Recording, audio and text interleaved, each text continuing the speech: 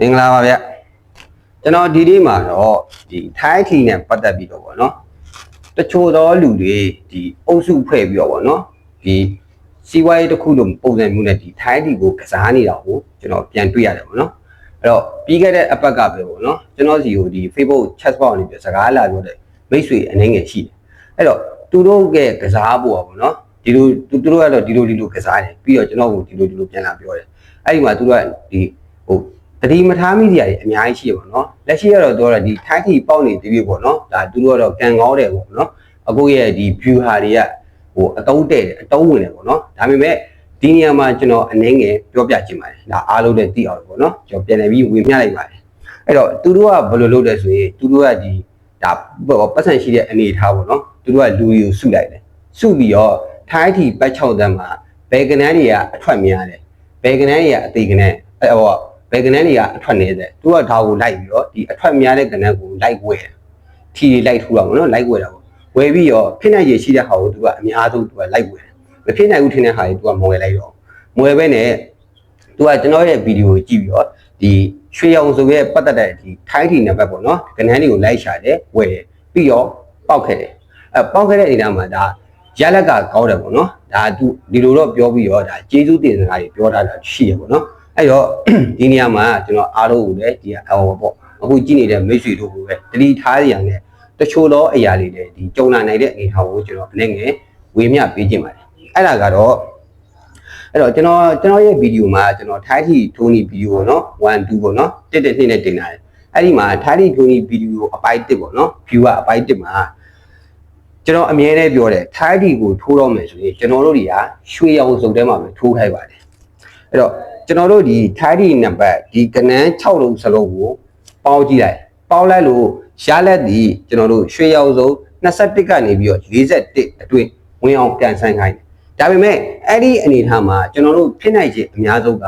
80ရာခိုင်နှုန်းရှိတယ်ပြောချင်တာကဒီ80ရာခိုင်နှုန်းလို့ပြောလိုက်ပြီဆိုရင်ပေါက်အားဒီတအားကောင်းတယ်ဒါပေမဲ့တစ်ဖက်မှာလည်းကျွန်တော်တို့30ရာခိုင်နှုန်းရှိသေးတယ်အဲ့ဒါကဘာလဲဆိုရင်အနှိမ့်ဆုံးရဲ့ကျွန်တော်တို့အမြင့်ဆုံးရဲ့မိတ်ဆွေဒီဘွားကြည့်ပြီနော်အဲ့တော့အနှိမ့်ဆုံးဖြစ်တဲ့ဒီဘတ်6တန်းကနန်းစလုံးပေါက်လိုက်လို့3ညကနေပြီးတော့20ပေါ့နော်ပေါင်းချင်းရလက်ဒီ3ညကနေ20ဖြစ်တယ်ဆိုရင်သူ့ရဲ့ထွက်နိုင်ခြေအားဒီ15ရာခိုင်နှုန်းရှိတယ်နောက်တစ်ခုကကျွန်တော်တို့အမြင့်ဆုံးပေါ့နော်ဒီကနန်း6လုံးစလုံးကိုပေါင်းကြည့်လိုက်ပေါင်းလိုက်လို့အဖြေက42နဲ့54ရတယ်ဆိုရင်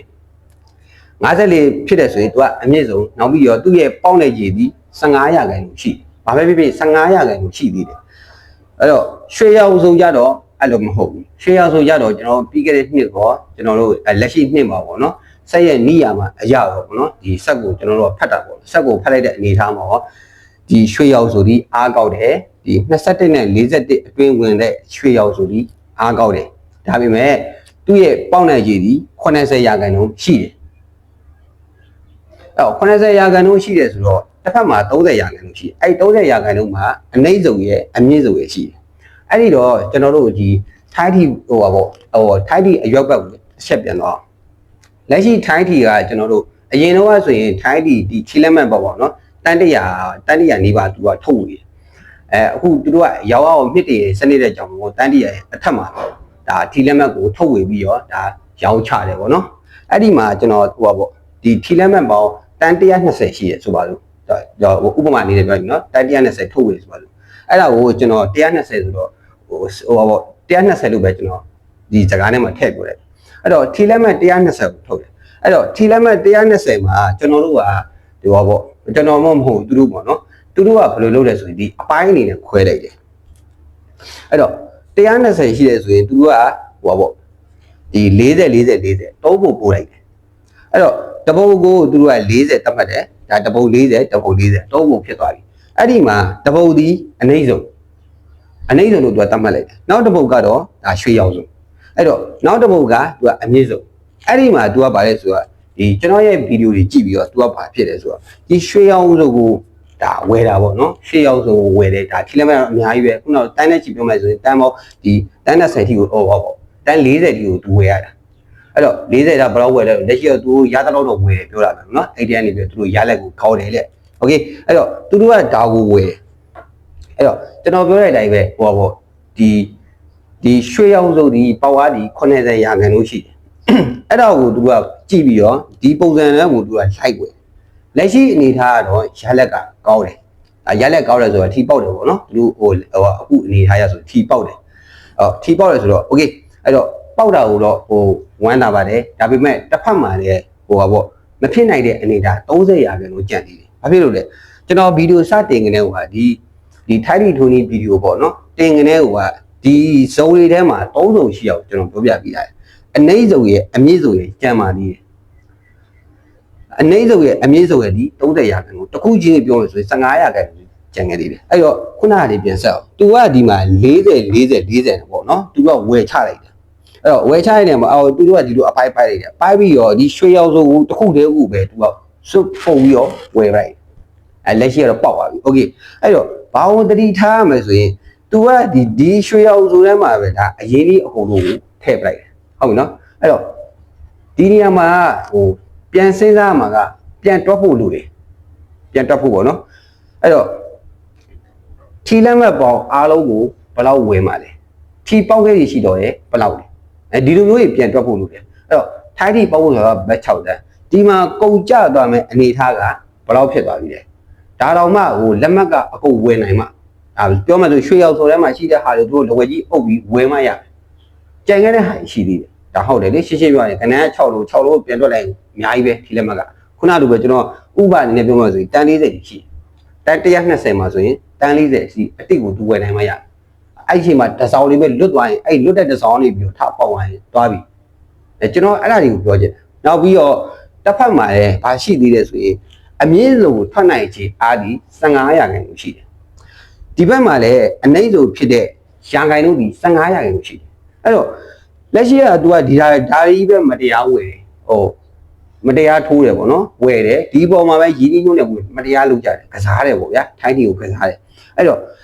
အကယ်၍များပေါ့နော်ဒီ15ရာခိုင်နှုန်းတွေဒီရာခိုင်နှုန်းတွေဖြစ်တဲ့အမြင့်ဆုံးတွေထွက်တာဒီအနှိမ့်ဆုံးတွေထွက်တဲ့အခါမျိုးဆိုရင်ဆုံးရှုံးမှုတွေကအရန်ကိုများပြားတယ်ပေါ့နော်ကျွန်တော်အဓိကပြောချင်တယ်အဲ့ဒါကိုပြောချင်တာအဲ့တော့ဟိုကိုကဒီဟိုဒါထိုက်တီဟိုတားကြီးကစားတဲ့လူတွေပေါ့နော်ဒီကစားတဲ့လူတွေအဖွဲ့အစည်းတွေအုပ်စုတွေဒါရှိတယ်ပေါ့နော်အဲ့ဒီလူတွေကိုကျွန်တော်ပြောချင်တာဒါအခုကြည့်တဲ့မိတ်ဆွေတွေမှာပါလိမ့်မယ်ပေါ့နော်အဲ့တော့ကိုကကစားတဲ့အနေထားမှာလည်းတစ်ဖက်ဟိုပေါ့နော်ပြန်တွက်ဖို့လိုပါတယ်အဲ့တော့ကိုကနေပြီးတော့ဒီရွှေရောင်စုံတန်းမှာပဲဝယ်ကစားတော့မယ်ဆိုရင်ဘယ်လောက်ထိဝယ်မှာလဲဟုတ်နော်ပေါက်သွားရင်တော့ပြဿနာမရှိဘူးမပေါက်ခင်မှာဘယ်လောက်ထိကုန်ချနိုင်တယ်အဲ့လိုမျိုးပေါ့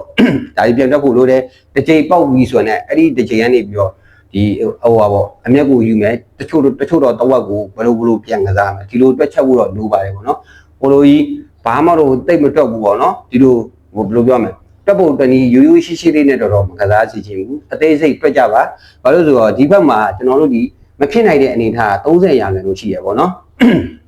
်လက်ရှိပေါက်နိုင်ကြီးအားက80ရာခိုင်နှုန်းရှိတယ်ဆိုပြီးတော့ဒီရွှေရောင်စုံတဲ့နံပါတ်တွေကိုလိုက်ဝယ်ပြီးတော့သူကဓာတ်ကြီးကစားတယ်အဲ့တော့ဟိုလွဲချုံမှုဆိုတော့ရှိဦးမှာပါအဲ့တော့သူကအဲ့တော့ဒီခုနကကျွန်တော်ပြောတဲ့30ဟိုပါပေါ့ဟိုကြားတော့ကြားတယ်အကြအနည်းဆုံး30ရာခိုင်နှုန်းပြောတာ ਨੇ တစ်ချိန်ချိန်တော့ကြားလာအောင်အဲ့ဒီ30ရာခိုင်နှုန်းပေါ့နော်ကြားလာပြီဆိုရင်ခုနကရင်းနှီးမြုပ်နှံထားတဲ့ဒီရွှေရောင်စုံပေါ့နော်ဒီ90ရာခိုင်နှုန်းတော့ဒီထိလက်မဲ့လေးတွားပြီရင်းနှီးမြုပ်နှံထားတဲ့ငွေပမာဏကြီးဆုံးရှုံးသွားပြီကျွန်တော်အဲ့ဒါတွေကိုပြောပြချင်တာပါကိုကထီကစားတော့မယ်ဆိုတဲ့ဟိုအကုန်လုံးတွက်ချက်ပြီးတော့ပေါ့နော်ကစားပါအဲ့တော့ဒီရွှေရောင်စုံကတော့ကျွန်တော်အများကြီးလေ့လာထားတဲ့အနေထားပါဒါစက်မှုနီးယာမအရာရောဒါပြီးခဲ့တဲ့နှစ်တခါအချက်လက်တွေရောစုစည်းထားတယ်ဒါပေမဲ့ဟိုပေါ့နော်ဖြစ်နိုင်ကြီးက80မဖြစ်နိုင်ကြီးက30ရာခိုင်နှုန်းမဖြစ်နိုင်ကြီး30ရာခိုင်နှုန်းဆိုတာလည်းကျလာတဲ့အနေထားမှာရှိတယ်လေအဲ့ဒါမို့ဒီကျလာမဲ့အနေထားမှာလည်းဒီမဖြစ်နိုင်တဲ့ကိစ္စတွေဖြစ်လာပြီဆိုရင်ဒါသတိထားဖို့လိုပါတယ်ဒါဆုံးရှုံးမှုတွေကအရင်များနိုင်တယ်ပေါ့နော်ကျွန်တော်အဲ့ဒါလေးကိုပြန်လည်ပြီးတော့ဝေမျှပေးခြင်းပါတယ်နောက်တစ်ခုကဘာလို့ကျွန်တော်တို့ကဒီတချို့တော့လူတွေပြောတာပေါ့နော်ဒီထိုင်းတီနဲ့ပတ်သက်ပြီးဒါဟိုအကိုကြီးဒီတဲ့ပူခေါ်တဲ့ဒါ viewer တွေရလက်တွေသိကျင်နေဆိုရင်ဟိုဒါကတော့အချိန်ပေးအောင်ဘာဖြစ်လို့လဲဆိုရင်ကျွန်တော်ကိုယ်တိုင်ကဒီထိုင်းတီလွှင့်တဲ့ live ပေါ့နော်ထိုင်းတီတွေလွှင့်တဲ့နေအောင်ကျွန်တော်တို့ကသွားလို့မရအောင်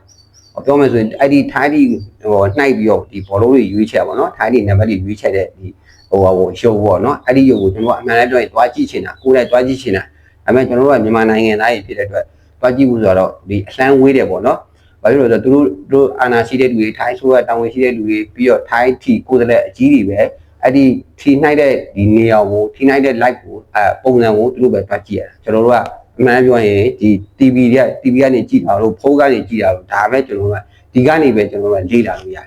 အမှန်တမ်းပြောရင်အဲ့လိုတွားကြည့်မယ်ဆိုတော့ဒါကျွန်တော်တို့တော့ပို့ပြီးတော့ဒါလေ့လာတဲ့အနေအထားမှာပို့ပြီးတော့အားလည်းရှိတယ်လို့အခွင့်နဲ့ကောင်းတယ်ပေါ့နော်ဒါအခွင့်ရေးနဲ့ကောင်းလာတယ်ဒါပေမဲ့လက်ရှိကတော့ကျွန်တော်တော့တွားကြည့်လို့တော့အဆင်မပြေဘူးပေါ့နော်ဒီခုနကပုံစံတိုင်းပဲကျွန်တော်တို့ကမြန်မာနိုင်ငံသားဖြစ်တာရဲ့တခြားသူကဒီအပြစ်မှတ်တစ်စိမ်းဒါဝင်လို့မရတဲ့အနေအထားတွေရှိတာပေါ့နော်โอเคအဲ့တော့ကျွန်တော်ပြောချင်တာကထိုင်းထီကိုဒါကစားနေတဲ့ဒါမိမိပဲကစားသည်ရှိတော့မိမိတကယ်ကြီးအခွင့်နဲ့စူပေါင်းပြီးကစားသည်ရှိတော့အဲ့တော့ဖြစ်နိုင်တော့ကိုလည်းဖြစ်နိုင်တဲ့ရလက်ပုံမှာလည်းဒီကျင်းနဲ့အားရတယ်လို့မဖြစ်နိုင်တဲ့အနေထားရောက်နေတဲ့ဒါတတိထားဖို့လိုတယ်ပေါ့နော်ကိုကဒီထိုင်းထီနဲ့ပတ်သက်ပြီးကစားတော့မယ်ဆိုရင်အဖက်ကနေပြီးတော့ဒါအတွက်ဖို့ချက်ဖို့နော်တွက်တတ်ဖို့လိုပါတယ်ပေါ့နော်အသေးစိတ်ကတွက်ကြပါဆုံးရှုံးမှုတွေကရိုင်းများမှာဆိုလို့ပါเนาะအဲ့တော့လက်ရှိအနေထားကတော့ဒါရွှေရောင်စုံလေးကတော့အားကောင်းနေတယ်ပေါ့နော်အဲ့တော့ဒီရွှေရောင်စုံနဲ့ပတ်သက်ပြီးတော့ရွှေရောင်စုံဒီတော်တော်များများလေးပြန်မိတယ်ပေါ့နော်ဘယ်နှစ်ထိသွားမလဲဆိုရင်နောက်နှစ်ထိတော့မကူးပါဘူးဗျာဒီ2026ဒီခုနှစ်အတွင်းမှာပဲဒီရွှေရောင်စုံဒီအားကောင်းတယ်တစ်ဖက်မှာလည်းအနှိမ့်စုံတွေအမြင့်စုံတွေကလာပါဦးမယ်เนาะကြားလာနိုင်ခြင်းရှိပါတယ်ဒါလေးကိုသတိထားဖို့ပြောချင်ပါတယ်2029ရောက်ရင်တော့ဒါကျွန်တော် view ကအစ်စ်ပေါ့နော်ထွက်ပြီးတော့လာအောင်ပါအဲ့တော့နောက်နေ့မှာတော့ကျွန်တော်ထိုင်းတီထိုးနီး view ကအပိုင်း3ဒါလာပြီပေါ့နော်ဒါဗီဒီယိုလေးကျွန်တော်ဟိုပါပေါ့ဒါအချက်လက်တွေတော့ကျွန်တော်စူးစီးပြီးပါပြီအဲ့တော့နောက်နေ့တော့ကျွန်တော်တင်ဆက်ပေးပါအောင်ဒါတချို့သောလူတွေလည်းမေးတယ်ပေါ့နော်ဒီထိုင်းတီထိုးနီး view ကအပိုင်း3လာသေးတာမလာသေးတာတချို့လည်းစောင့်နေနေရတဲ့အပိုင်းအဲ့တော့နောက်နေ့တွေတော့ကျွန်တော်ထိုင်းတီထိုးနီး view ကအပိုင်း3ဒါတင်ဆက်ပါပြီနော်ဆက်လက်ပြီးတော့လည်းအားပေးကြပါဦးအဲ့တော့ထိုင်းတီထိုးတဲ့လူတွေအတွက်ဒါတတိထားကြရလေးပေါ့နော်ဒါထိုင်းတီကိုလိုက်ကစားတဲ့လူတွေတတိထားကြပါတခုခုပေါ့နော်အသေးစိတ်ရကြအသေးစိတ်ရတာပြန်ပြီးတော့သုံးသက်တွက်ဖို့လိုပါလေဗျโอเคကျွန်တော်ရဲ့ DVD လေးကိုဒီမှာပဲအဆုံးသတ်ပြစီဗျကျွန်တော်ရဲ့ DVD လေးကိုသဘောကျပြည့်တဲ့ရင်လည်း like လေးတစ်ခုနဲ့ချင်းမိခဲ့ကြပါဦးခင်ဗျာကဲအားလုံးပဲထိုင်းတီစုကြည့်တွေကန်ထူးနိုင်ကြပါလိမ့်ဗျာ